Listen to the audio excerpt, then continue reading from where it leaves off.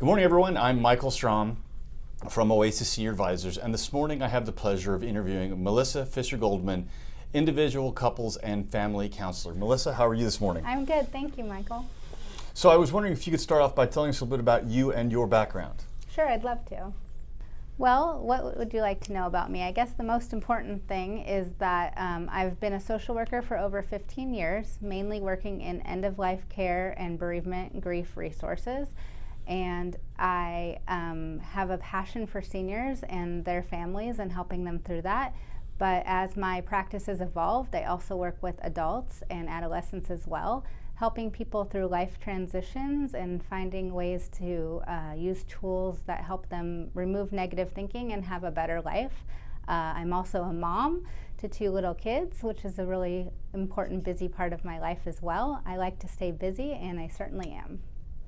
Well, thank you, Melissa. So tell us a little bit about how did you get into work where you were working with caregivers? I'd love to.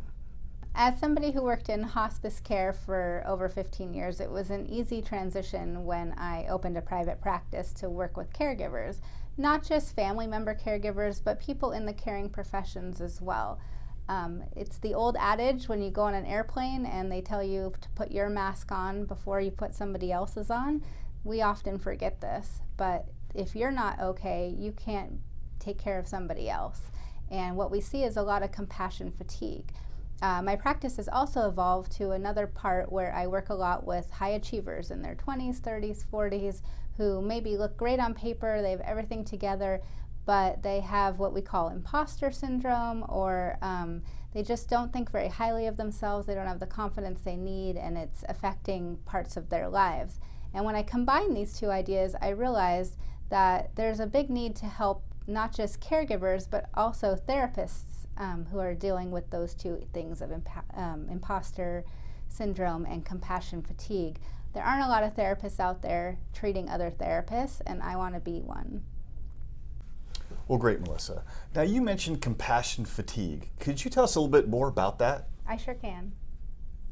Compassion fatigue is something that happens to both individuals who are caring for a loved one as well as professionals in caring professions. In more extreme cases, especially for professionals, it can also be called secondary trauma.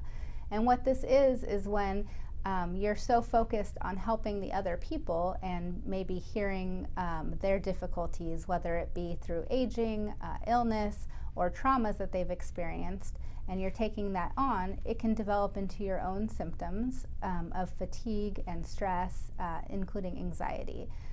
When you are not engaging in enough self-care and taking care of yourself, sometimes these symptoms can get out of control and they can affect your functioning in areas of your life or just bring on negative thinking.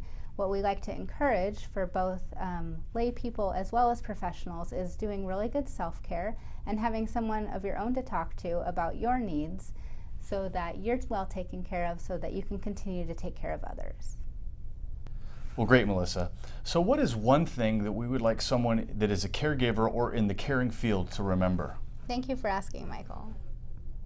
The most important thing to remember is that you're human, that you can't do it all, and that that's okay.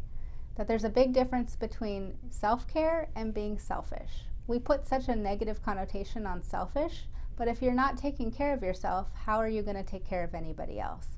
This work is hard. Whether you're choosing to do it for someone you care about or you're getting paid to do it, it's hard. And you need help, and you need breaks, and sometimes you need someone to talk to, and that's okay. Well, thank you, Melissa, for all that wonderful information. So if clients would like to call you for questions or to schedule an appointment, what's the best phone number to reach you at? They can reach me at 714-584-8072. Excellent. And if someone would like to visit your website, what's the website address that we'd find you at? It's pretty easy. It's just my name, melissafishergoldman.com. And that's Fisher with no C. Excellent. Well, thank you, Melissa. Bye, everybody.